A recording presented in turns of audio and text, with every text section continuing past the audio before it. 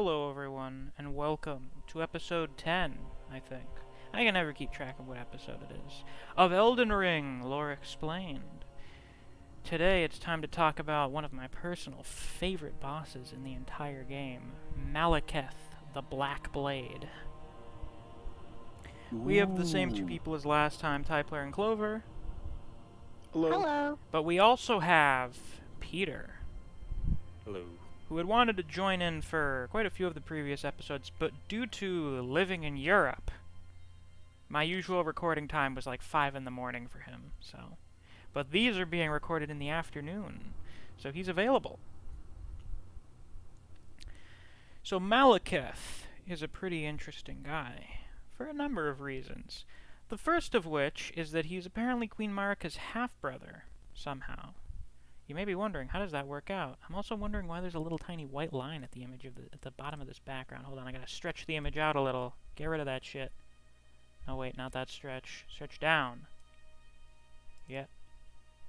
Oh, fuck, this doesn't work like most of the images I use. God damn it. How do I undo this? I have no idea. I don't know what the fuck I'm doing. Yeah, oh. Oh. There we go. Alright, I gotta pull from the corner, I think. There we go! Now everything's fine, everything's good. So Malekith is Marika's half-brother, which is interesting, because he's a dog person. He's a beastman. So, one of Marika's parents was doing something a little questionable. Well, kind of. The Beastmen are an intelligent race, presumably of human-level intelligence. They managed to build their own civilization. I'm assuming Farum Azula was their city that they made. And they were basically the first race to gain sentience and create civilization. So, you know, they're people, they're just furries.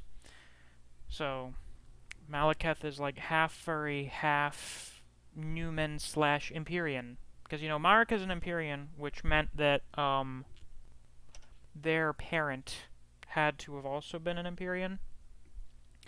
So that makes Malekith half god. So he's a real certified demigod. And is half Beastman, half Newman, which is neat. That's pretty cool. And he is Marika's Shadowbound beast. So this is pretty much proof that the Shadowbound beasts are not necessarily artificially created beings. Someone can just become your shadow. You can take them on as your shadow. Just like how they're able to choose someone as their consort, there's someone else they can choose to be their shadow as well. And Malekith's job, when Marika took over, was to safeguard the Rune of Death, to protect destined death, for the purpose of preventing it from bringing about an end to Marika or her kingdom. However, when the Kingdom of the Erd Tree was coming into being, there was a little bit of competition. Before the Rune of Death was bound within Malekith's Black Blade, it was being used by a group known as the Godskin, and their leader, the Glow-Eyed Queen, who was apparently also an Empyrean who had been chosen by the Greater Will. That's a really interesting detail. We will talk about them a lot more whenever we talk about the Godskin and the Glow-Eyed Queen. We are definitely doing that at some point, because they're very important. They're also like 100% DLC material. I mean, come on. You can't just talk about some other Empyrean who used the Rune of Death for hunting gods and then not really tell us about them at all, unless you plan on using them for DLC. There's actually quite a few things that could be DLC in this game, which is quite exciting, to say the least.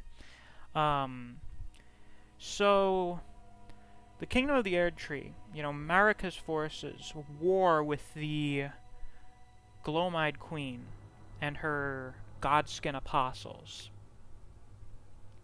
And eventually, Malekith fights and defeats the Glomide Queen himself. So, Malekith's pretty strong. Malekith's quite the badass, though we know that ourselves already. And the Rune of Death is sealed away within his black blade. So the black flames of the Godskin are no longer able to kill gods. They're just more harmful than normal pyromancy, I guess. And we don't know what happens to the Glomide Queen. We don't actually find out what happened to her. She may be Melina. I don't know.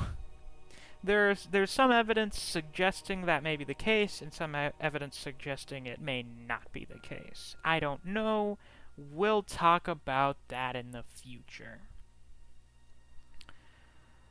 So, an interesting part of Malekith's lore, you get in his remembrance, that he was Marika's Shadowbound beast.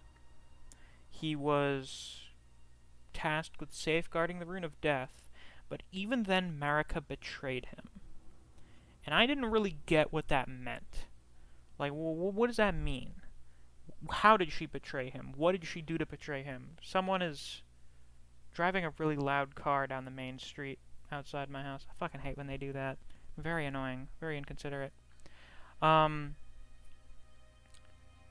So, where does this betrayal come into play? Comes a bit later. And I didn't know about this originally. So, the Age of the Erd Tree comes into being. Godfrey becomes the first Elden Lord, starts the Golden Lineage, then he gets kicked out, Radagon becomes the second consort, the second Elden Lord, they have their kids, everything's fine and dandy, and then the night of the plot occurs. Ranni conspires with the Black Knife Assassins. Ranni steals the Rune of Death from Malekith, or at least steals the power of it. Did some kind of ritual to steal the power of the Rune of Death from his sword, and then performed a ritual to imbue it into the blades of the Black Knife Assassins, which then allowed them to kill Godwyn, kill some of the other minor demigods, I think, ones that we never get the names of, and Ranni presumably used one to kill herself. And as you would imagine, Malekith, being the guy who was supposed to protect the Rune of Death, was in a little bit of trouble for letting that one slip out of his fingers. It is questionable as to how Ranni managed to steal the Rune of Death from Malekith without him noticing. I don't know. Maybe he, left his sword on the dining room table when he went to go to the bathroom or something. I don't know. I assume he probably sleeps at some point. I mean, another thing important to keep in mind is that Ranni was full Empyrean at this point, right? Yeah. We don't So know if Ranni have, was always their an own Empyrean. magic. As we know, my theory is that it had something to do with the Egg of Rebirth. But she was already an Empyrean, and that was why she participated in the plot.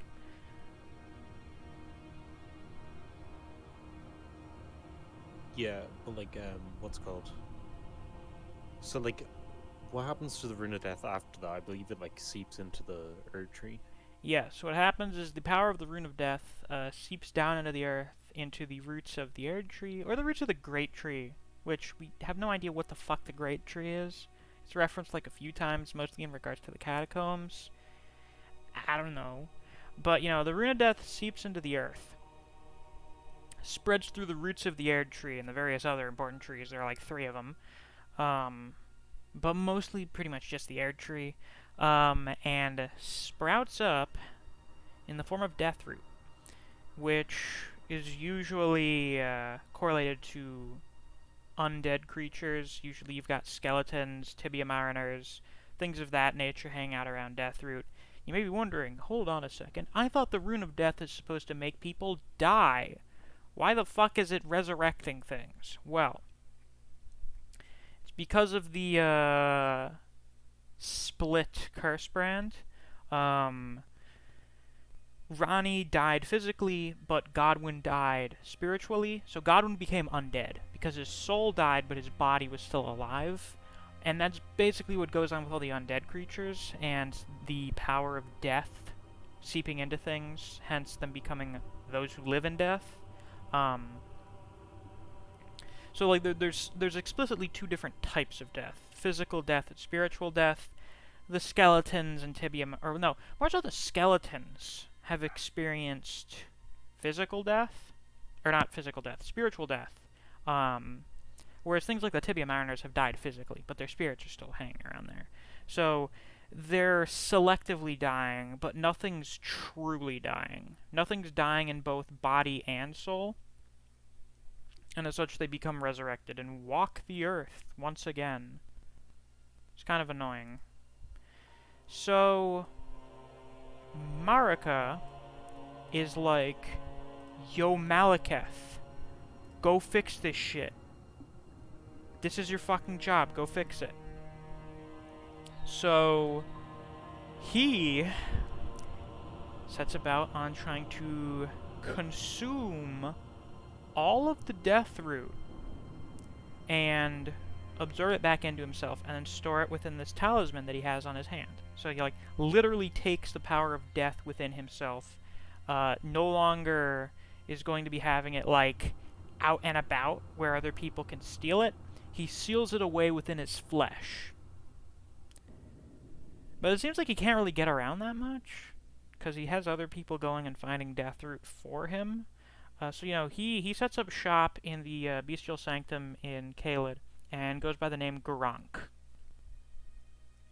which presumably has a different meaning to Malekith, because apparently, according to an item we get from Garrank, his name Malekith literally meant death of the demigods. All of the demigods were terrified of him because he was the one guy who could kill them.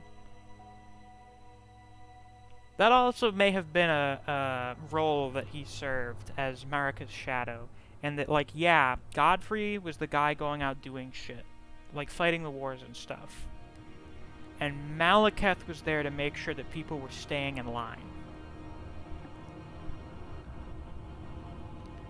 Also another thing, because I don't want to go too far away from, like, the night of the plot, but also, like, the Blasphemous Claw is, also, like, an important item. That, like, yes, we'll talk about that a realize. little bit more in the Rykard episode, which will be next episode. But yeah, Rykard was also involved in the plot in the Night of Black Knives. He conspired with Ranni to some extent. I don't know if this is going to be discussed later on, but what about the Rune of the Death Prince? That seems to be the completed Rune of Death. So when you add that onto the Elden Ring, you bring back normal death. Souls no longer get recycled in the Erd Tree, they just die for real now. And presumably go on to some other afterlife, instead of just being constantly reincarnated. So, even so after it was stolen by Ranni, it was split into two halves, question mark? Yeah, so what happened was the death of Godwyn, the first death of the demigods, was supposed to create the Mending Rune of Death. But because him and Ranni died at the same time, it was split amongst the two of them. So Ranni, you could say that Godwyn's represented spiritual death, while Ranni's represented physical death. Does that mean Malekith's Malekith. Malekith, sorry. Malekith's blade is incomplete and not to its former glory because it's not whole? That could be the case. Yeah,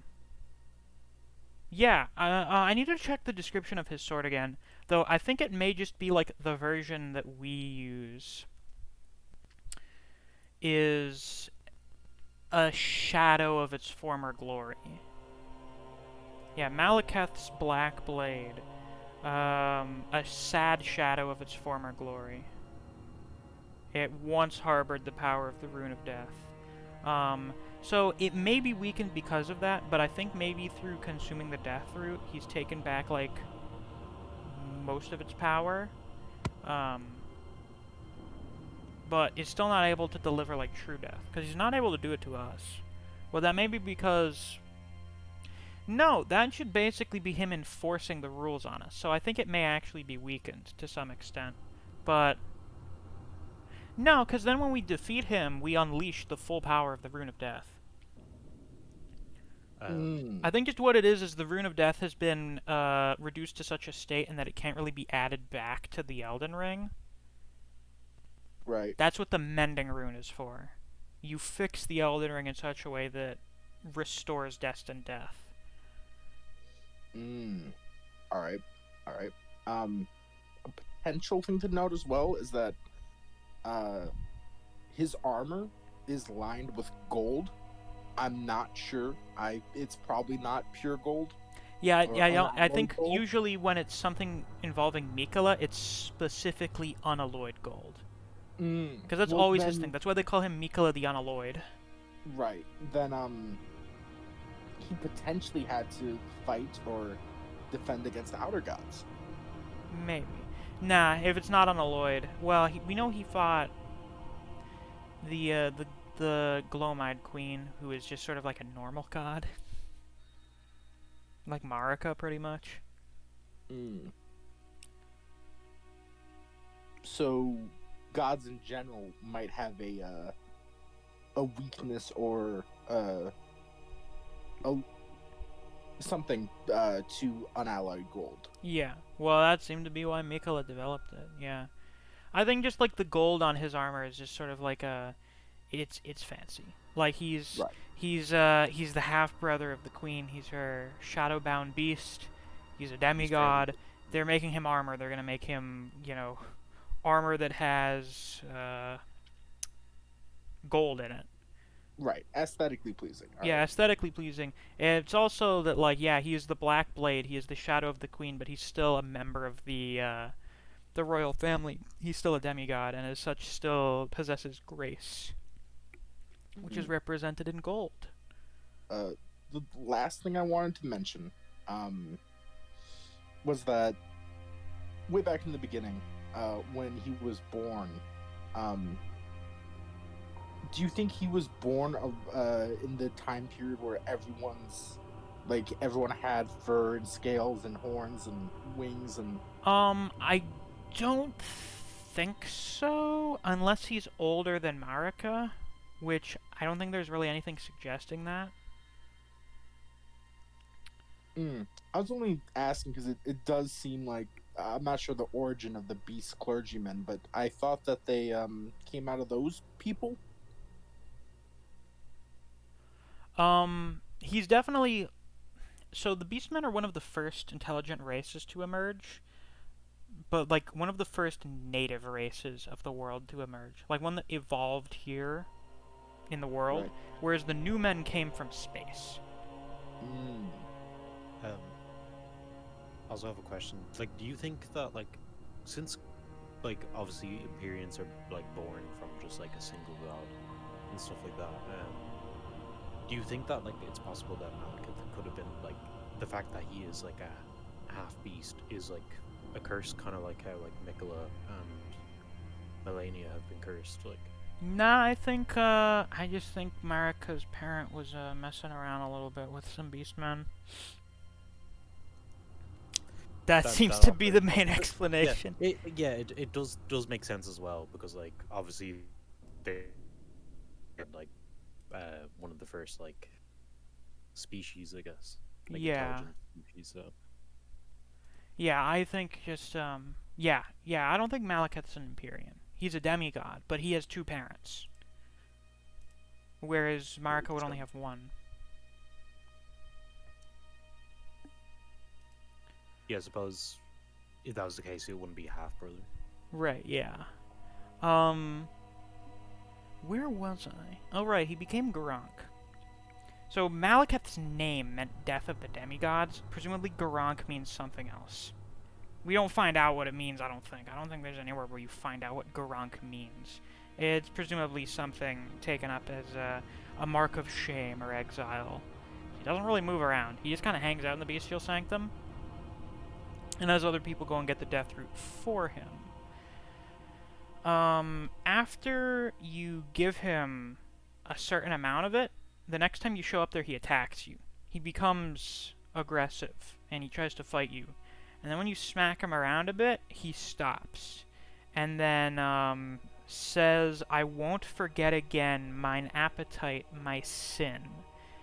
Some of the incantations that he gives us tell us that he's very angry. They use various synonyms for angry, such as wrath, he's furious, and he's very agitated. So he's very pissed about the situation, and after a while, maybe because of impatience or something, like he's just really fucking angry and is tired of waiting around to get all the Deathroot, he just goes into like a blind rage. And then you beat him up a bit, and then he stops and apologizes. So then after that, you give him some more Deathroot. And then you give him all the Deathroot you can find. Which means, oh, I've found all of the power of the Rune of Death. And given it back to Garrank. So that means he's gotten everything he needs. He has all of the Deathroot that he needs, and as such, his appetite for Deathroot should be sated. But it's not. This is where the betrayal happens. And because I didn't do Garrank's quest line originally, this is why I never noticed this. Garrank gets very angry and starts basically cursing out Marika. What it seems like happened was the Rune of Death is unleashed, it seeps into the ground, and sprouts up in Deathroot. So Marika's like, hey, Malekith, you better go get back the Rune of Death, you better eat all that Deathroot. I'm going to curse you with an endless hunger for Deathroot, so that you go and eat it all, and get it back. And presumably, Marika was like, oh yeah, you will no longer be hungry once you've consumed it all. Your hunger can only be sated by Deathroot. And he eats it all, and he's still hungry. So she basically lied to him and cursed him with being eternally hungry for his failure to protect the Rune of Death. Because, Marika has a thing for cursing people. It's just kind of what she does. And Garrank laments about Marika cursing him with this appetite, and asks, is this what it is to sin? Things will never be the same. Which is actually a pretty, profound line for someone in one of these games. That like, oh, this is what sinning is like, things will never be the same after. There is no undoing what happened. There is no undoing my failure, my sin, failing to protect the Rune of Death. No matter what I do, things will not go back to the way they were before. But, he still thanks us for helping him out, giving him the Deathroot and stuff, and then he leaves. Presumably he goes back to Farum Azula, where we encounter him as the Beast Clergyman, and if you complete Garrank's questline, you actually get unique dialogue when you start the fight with him. But then we have to wonder.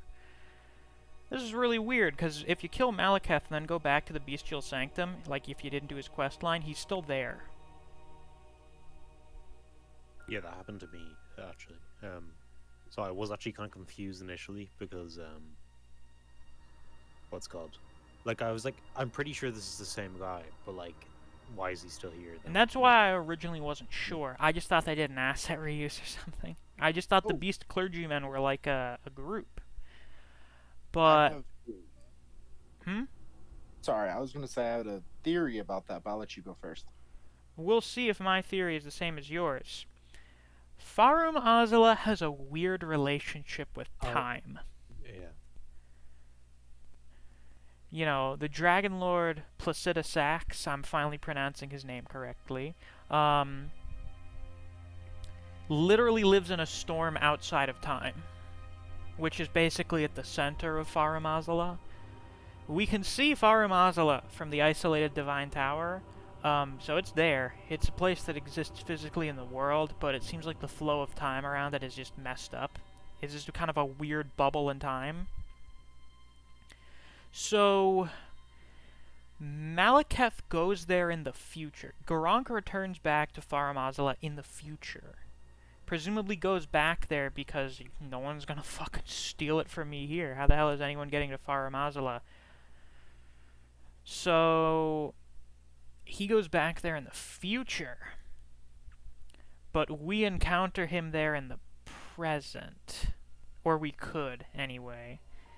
Because it's outside time, he's just kind of always there.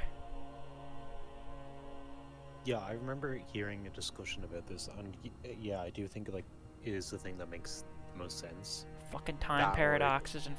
FromSoft games. Yeah. Yeah, That's like they actually can't help themselves, but like it could be that, or it's just kind of like a convenience thing.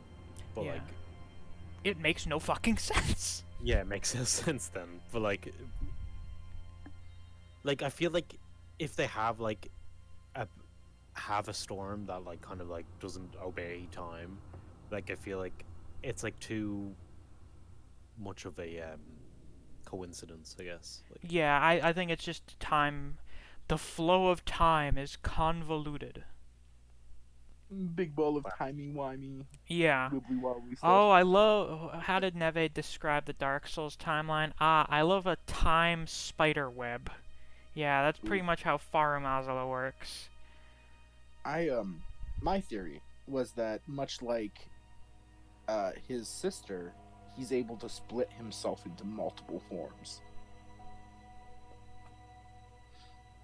Maybe. I think that's also a possibility. I don't think he's necessarily splitting in a different form, but he's able to create doubles. Like, Morgoth does this, Moog does this. yeah, it's not unheard of. Yeah. Right. So that That's- could be a that's what I possibility as think it well. is. But I'm wondering... You're still able to fight Moog the Omen even after defeating Moog, Lord of Blood, right? I believe so. But... I was actually gonna check that myself. Yes. Yeah, that's a thing. However, if you never go to Stormvale and you kill Morgoth, you don't fight Margit. Mm. It could also always be a gameplay glitch. or a It bug could or be, an I don't know. I think the double thing is very possible. Because we even have examples of doubles being able to persist even after the original is dead. So it's possible. But Another also, one. Farum Azula's just time fuckery going on with it. So that's possible too.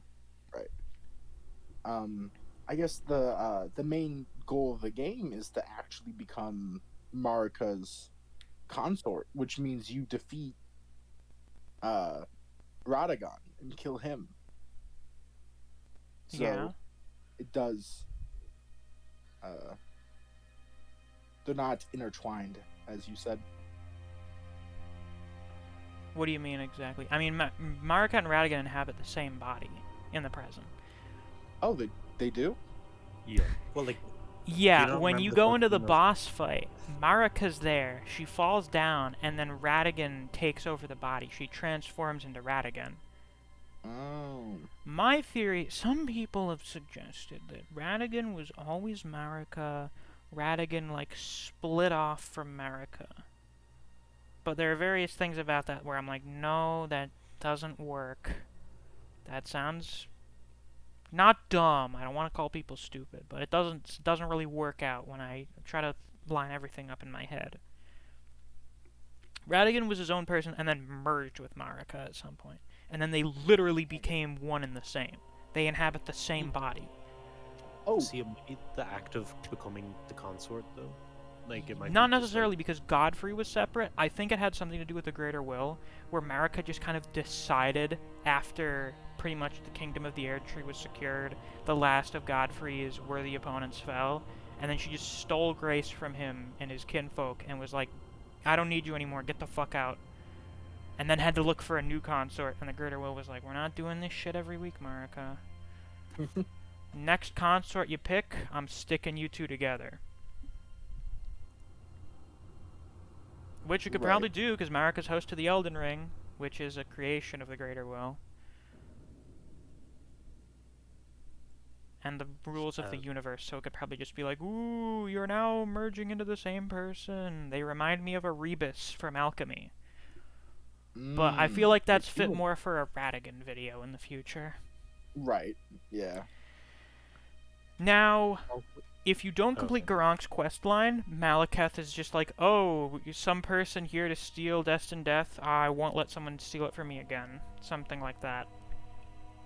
But if you complete his questline, you go into the boss fight, and he recognizes you, and he's like, why are you here? Why would you try to steal the Rune of Death from me after you helped me get its power back? Like, he's just genuinely confused. He almost seems to feel betrayed. Again. Which sucks really bad. But then he's like, fine, whatever, I don't give a shit. I'm not letting anyone steal Destined Death from me a second time. So he fights you. And then, you know, you prove that his power as the Beast Clergyman Garrank is not enough. And, you know, if he's going to defeat you, he's going to have to take that black blade out of his flesh and become Malekith once more. So he does. Now, when you defeat him, if you haven't done Garrank's questline, he's just wondering, what does he say? Witless tarnished, why covet destined death? To kill what? Like, he can't fathom why you would want it. Like, the demigods, like, Ronnie and the Black Knife Assassins had their own motivation, but they've kind of already done their thing. Now you're a different person trying to steal Destined Death again. Why? Like, why would you want that? Because he's not in the know, obviously. I don't think he really goes outside that much when he's in Farum Azula. Or in general, you know, because he just kind of sits around in the bestial sanctum. He does not watch the news. He does not read the newspaper. That reminds me, why exactly does burning the Erd Tree take you to Farum Azula? Farum Azula? Yeah. Why does it take you there? I don't fucking know. I have no idea. I literally have no idea. You just get teleported there. He also has a different dialogue if you complete his quest and defeat him. Yes. Instead of wondering like, why, what do we? Oh my God, I'm getting cut up on my words. Why do you want Destined Death? Like, why? What do you want to kill? Instead, he apologizes to Marika and says that the Golden Order cannot be restored. I wonder, why would he say that? Marika literally destroyed the Golden Order when she shattered the Elden Ring. Like, Marika wouldn't care. But it was... Didn't Radagon try to put... Radagon tried to fix it, so Yeah, maybe tried to he's put it back technically together. apologizing to Radagon. But Radagon's just his brother-in-law and also his half-sister now. But he's apologizing to Marika, not to Radagon. And, you know, those two, despite inhabiting the same body, have pretty distinct personalities and motivations. Literally polar opposite motivations in regards to the Elden Ring. So... Yeah, it is a weird line. It is strange. I wonder if it could have something to do with, like... Maybe it was kind of like, oh, he thought, like, maybe if I just get the Rune of Death back, like, I can like, fix this. Like, it could be just, like, kind of like a little bit of hope left in him, but I guess... Yeah. Um, Maybe, like, restore it to the way it was before it was shattered. In which, like, yeah, the Kingdom of the Erd Tree is great. The Golden Lineage is doing tremendously. Nobody's dead. maybe to that, because that does seem to be the ideal golden order that Marika created and that the fundamentalists believe in.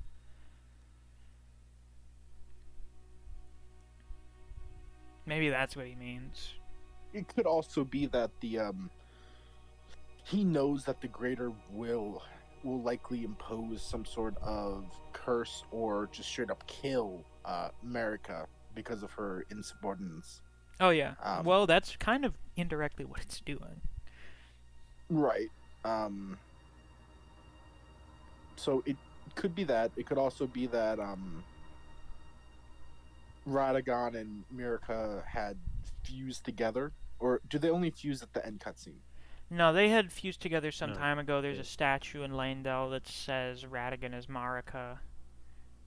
Then it could also be because Radagon has the what's the word regret and so forth about his about Marika's actions, and now that the two of them are together again, it's also her feelings. Maybe. Yeah, we don't know enough on how like this like kind of alter ego kind of thing like works, I suppose. Yeah, we haven't gotten a ton of information on that. Because I know for a fact that really confused me like when I first saw it, because because obviously I didn't see the like Radagon as Marika like statue thing and stuff like that. Yeah. But it is strange. Also, like another thing to note, the Flame of Frenzy ending. Mm-hmm. So would it be that Melina then has the Rune of Death after that? Yeah, because we unleashed it. We unleash it when we kill Malekith. So it's just kind of out there. It's unbound once again. And then it seems like Melina may have taken it into herself. So now she is the one wielding the Rune of Death. So she Which is basically also- replaced Malekith. Or also reclaimed interesting. her role as the Glowmide Queen. Who knows? Ooh. Ooh. Yeah, it's also interesting because like she seems to have like to be familiar with it, like either her being like possibly a black knife or She yeah, does the have a weapon Glowmide. very similar to the Black Knives. Has anyone found... I'm sure someone found that, because I'm pretty sure I've seen a weapon art that is Yeah, related to it. it's Blade of Calling, I think. Hold on, let me check that. Let me look. Blade of Calling. Yeah, it's called Blade of Calling. Dagger given to one who set out on a journey to fulfill her duty long ago. The power of its former owner, the Kindling Maiden, is still apparent. The one who walks alongside flame shall one day meet the road of destined death. Interesting. Yeah. Definitely seems to have something to do with it. Kindling Maiden sticks out as well. Well, because that's what she ends up doing, is she's kindling for the Flame of Ruin and allows it to burn the Erd Tree. She's not a Finger Maiden. She explicitly says that she's not. So I guess she's the Kindling Maiden. And that she exists, her purpose is to burn down the Erd Tree. Which is presumably Marika's desire, because she's sick of this shit.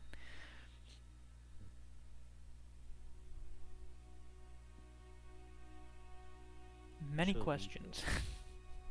Yeah, like I don't know. Like, would you argue that, like, say, the player character would be the one who walks alongside Flame? Yeah, I Like, think say, the that's Frenzy? Yeah. supposed to be. Yeah, I think she refers to us as the one who walks alongside Flame. More so referring to the Flame of Ruin than the Frenzied Flame. Yeah, well, like, it makes sense because, like, shall meet the road of destined death. Yeah, so, like, which we well, end like, up doing. it's very interesting because, like, see, like, we could go into like a rabbit hole on who Melina is, but like, it's like we know like hardly anything about her. Like, She's so. a very mysterious character. We know very little about her, in all Right. honesty, all things considered. Even she doesn't know much about herself. I have a single theory, but of course, probably best to save it for her own episode. That would probably be best. We shouldn't spend all of the Glowmide Queen and Melina content before we get to their own episodes. So, with that, I'm pretty sure that's pretty much all we have to say about Malekith. He's really cool. He's He's cool. Very cool. one of my favorite bosses in the game. Very close competition with Morgott. Fucking love that guy. O death, become my blade once more. That may be the coolest line in the game. Like, literally wielding death as a weapon is fucking nuts. Oh yeah. This is the I sort think of there's only mythological one line shit. Cooler. Hmm? I think there's only one line cooler. What would that be? You are maiden. Let's go die in a ditch. I'm so sad they got rid of that line. Yeah, in the network test, Vare was like, you're maidenless, go die in a ditch somewhere. Oh my Maybe God. the reason he says that in the network test is just like, Liurnia's blocked off, you can't join my covenant, go fuck yourself. Yeah. Where he's But, like- much more pleasant and persuasive. Yeah, he's more friendly. Because But I he's suppose, like, maybe- yes, there are no longer giant invisible walls, you can get to my covenant site. Very good, very good. But it also could be like a thing where it's like he's literally like the first NPC you talk to, and like I guess like they kind of want to give a reason for people to actually even like see what he's about. Like, Yeah, I like a lot of people suppose. would probably just be like, "Oh, I'm gonna kill." And some people did anyway. Great. Well, yeah. That's pretty much all for today's episode. If you enjoyed, please be sure to like, comment, subscribe, and click that notification bell so you don't miss any future episodes of Elden Ring Lore Explained. We upload these every Tuesday and Saturday, and every once in a while maybe on a Friday. Thanks for watching. I'll see you guys around. Until next time, take care. Bye-bye.